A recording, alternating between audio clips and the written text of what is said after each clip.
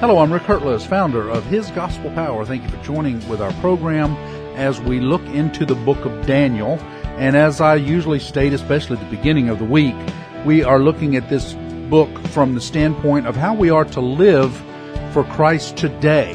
What is, in fact, many people have just discounted the Old Testament altogether. It doesn't even matter. We've got the New Testament. You've heard of New Testament churches, all of those kind of things. And unfortunately, these so-called men of God, which if you're going to discount the Old Testament, then I discount that title.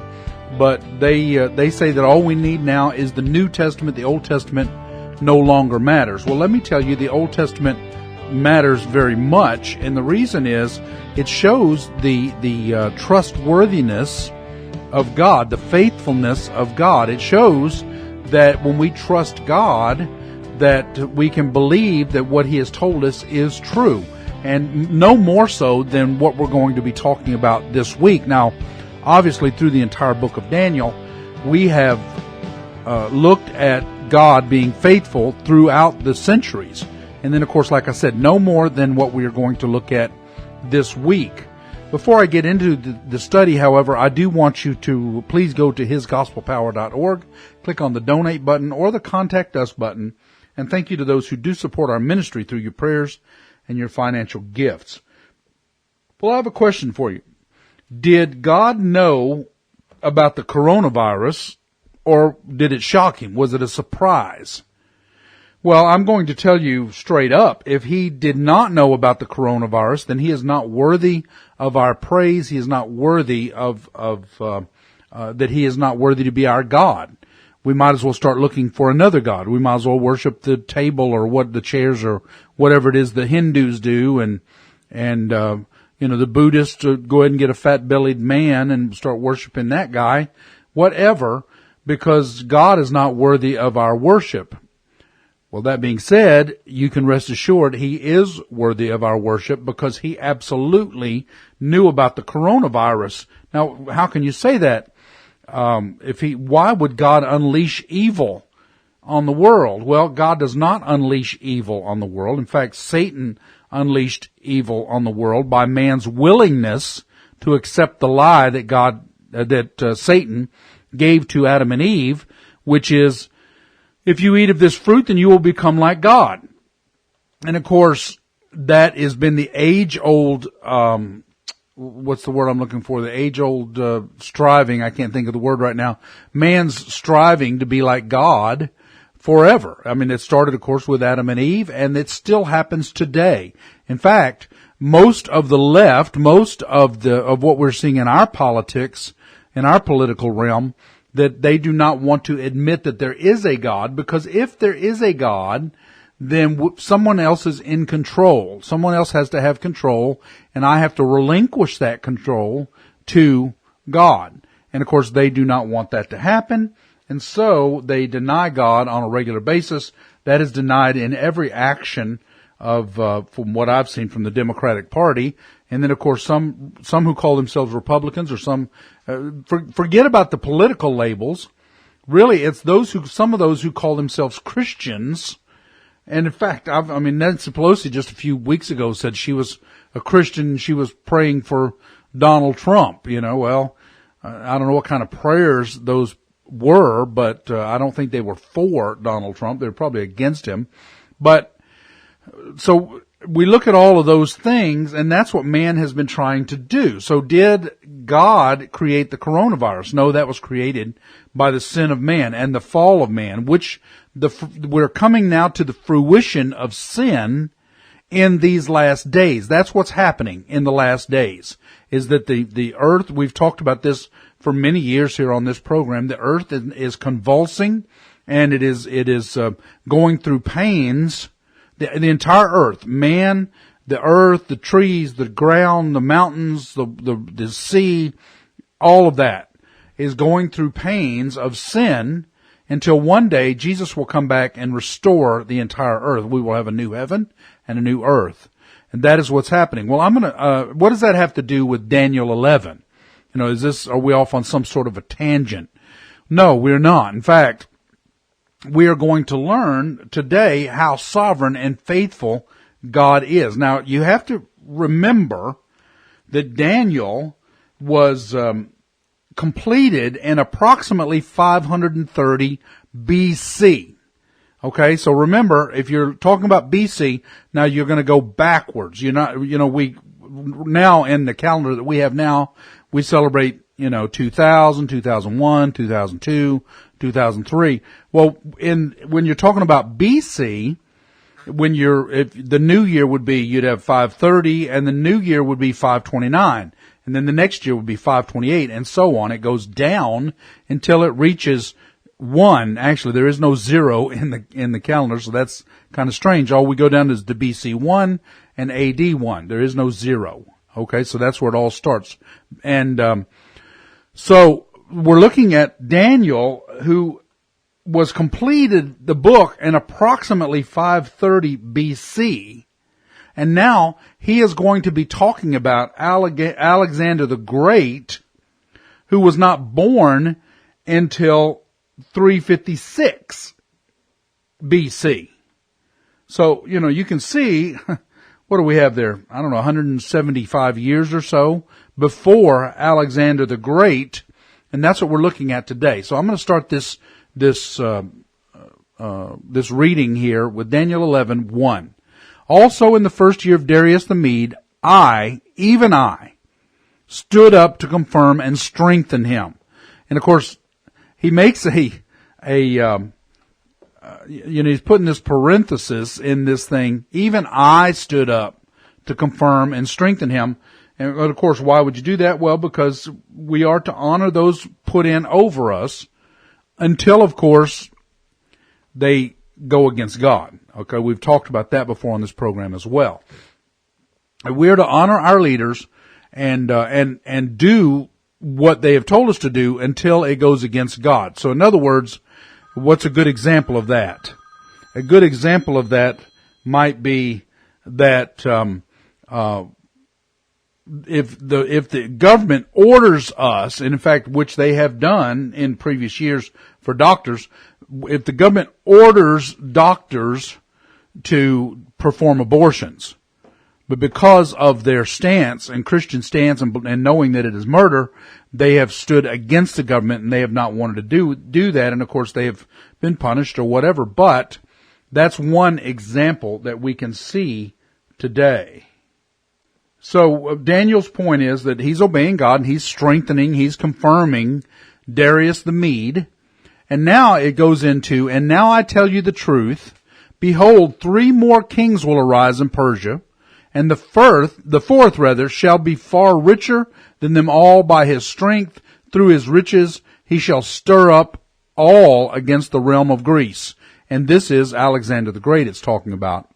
Then a mighty king shall arise. This is Alexander the Great, rather. The other one would have more than likely been his father. Then a mighty king will arise, who shall rule with great dominion and do according to his will. Alexander the Great only lived until he was 33 years old. At the age of 22, he conquered his first kingdom. And so this is the mighty king that he is talking about.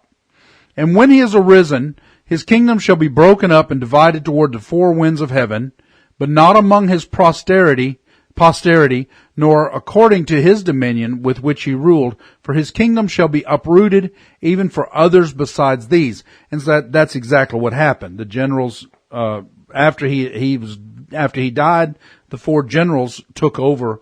They weren't necessarily kings, but they were leaders. Now we're going to get later on in the week about how this prophecy gets into even greater detail, but I'm not going to get into that today. But I wanted to point out to you the awesomeness of God. So now I ask you again, did God know about this coronavirus, or did it take him by surprise? Absolutely, he knew about it. Absolutely, he knows about all that is going on. Absolutely, as we've talked about God and all of the things going on in the earth, the providence of God, he deeply cares about us. However, he is also going to let us make our decision. Now, I am of the opinion, and I think actually I have biblical legs to stand on. In fact, Ron actually brought this up last week, and we didn't talk about it. It was after the program was already over. People are running around like Chicken Little with this coronavirus. Now, it's so ironic that they are doing this. Number one, we've had all of these other viruses for all of these other years. And in fact, the truth of the matter is, if you will look back at every election cycle, there was some kind of a virus panic that the world's going to end. I mean, there was the Ebola panic, there was the Zika virus, there was all kinds of these different viruses that the world's going to end, and it was every one of them were in an election year. Now do you think that's coincidence? Well, I'm going to tell you, no, it is not coincidence. So, all of these things God allows to happen because people make their choice, and He wants them to make the choice for Him. And so I don't want to make this entire thunder today about me. I just want to make sure you understand that where we're coming from now as we get even deeper into the book of Daniel. In fact, we're about to finish the book of Daniel. We'll probably be finished with it in the next week or two. But it shows, because of all of this, it shows the sovereignty and the power of Almighty God. Ron Stortle. All right. Well, thank you. And it's interesting you talked about that cycle of the viruses coming in, because I was actually listening to a Christian teacher this morning that was talking about the fear mongering that they do about pretty much every year they talk about the killer asteroid that comes in every year around the last quarter of the year. And it is really just to beef up, online content awareness.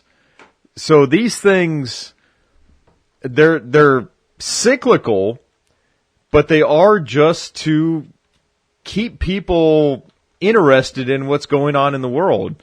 So granted, I'm not going to say this virus isn't fake, because obviously we've seen that if you look at the reports, it may have killed over 100,000 people already, including China, and it's already taking over here in America. Well, now wait a minute. Let me stop you there. It's infected that many? Has it killed that many? For sure in America. I mean, for sure in America. So far, what do we have? 76 deaths? And the flu, of course, last year killed 20,000. So, well, the news reports I listen to are from sources within China that they're trying to suppress. And they are saying, excuse me, there are upwards of 100,000 that have died in China, with possibly 1.5 million infected. But the Chinese government is suppressing the information so it doesn't look as bad as it does. But, again, because of what we're seeing, think about this globally, okay? Is China possibly even lying to its own people and lying to us that there are not that many deaths in China? And the reason I say that is because globally there are not that many deaths. I mean, other than China. I mean, the people, yes, are they getting the coronavirus in different spots? Yes, they are. I mean, we have a breakout here in America all over the place. Are people dropping like flies? No, they're not. Are they really dropping like flies in China, or is this another lie? Remember, China was under revolution, basically. Yeah. I mean, the people were rising up. I mean, and we're talking about it was starting to get into the millions. It wasn't just in Hong Kong. It started there. But then all of a sudden, all parts of China started rising up. Well, then they start this little virus here, and the next thing you know, they're reporting thousands are dying. They didn't say, they still won't admit hundreds of thousands anyway. I don't know. I just have my doubts as to whether that many people are dying, and I believe what's going on right now is a mind game. It is something that the Democrats or the left, maybe not, you shouldn't say Democrats. I know not all Democrats are crazy.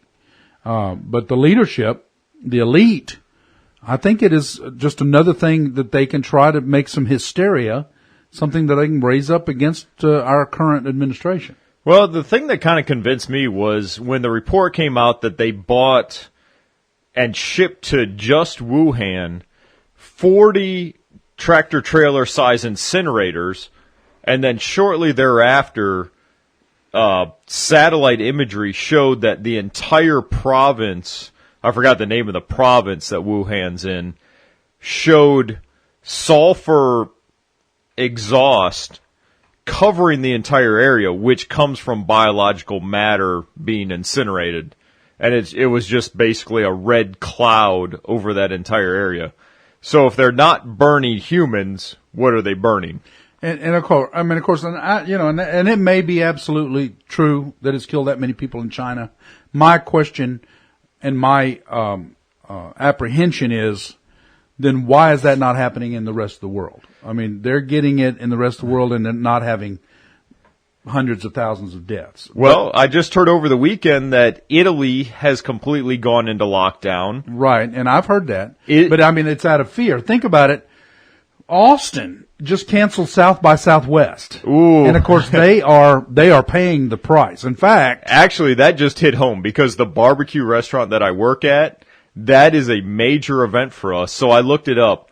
That cost our city $350 million just by canceling that one event. Taylor? The small city of Taylor? Austin. Are you talking about Austin? Yeah. Austin. The entire Austin. Well, sure. And that's the whole thing is what I'm saying is, and now he's having to dial that back. He's dialing it back now because now, since he did that, now people will not go out of their house to buy other stuff. And he's saying, now wait a minute now, y'all, it's still safe for y'all to go out and buy around Austin. Well, wait a minute, you told us it wasn't.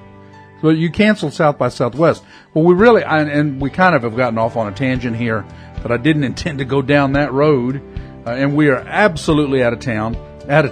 We're absolutely out of time. But tomorrow we're going to have to kick it off right here so we can finish this discussion. So at least get to the point to where we get back on track again. That'll happen again tomorrow. Thanks for joining with us. Please go to hisgospelpower.org, click on the donate button or the contact us button. Until next time, I pray you receive His gospel power today.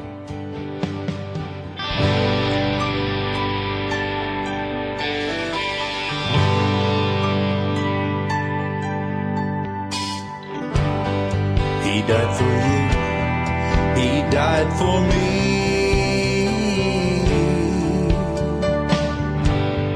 From our sin, He set us free.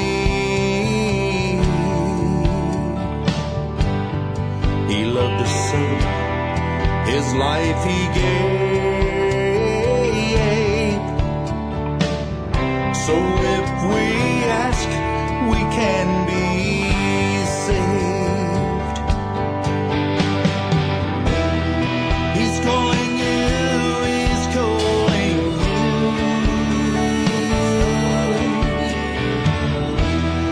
Jesus Christ is calling you.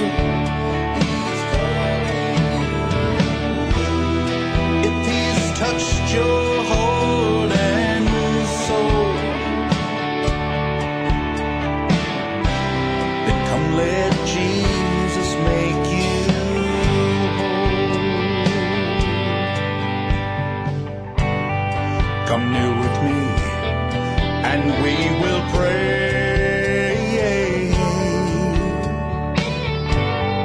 that all your sin be washed away.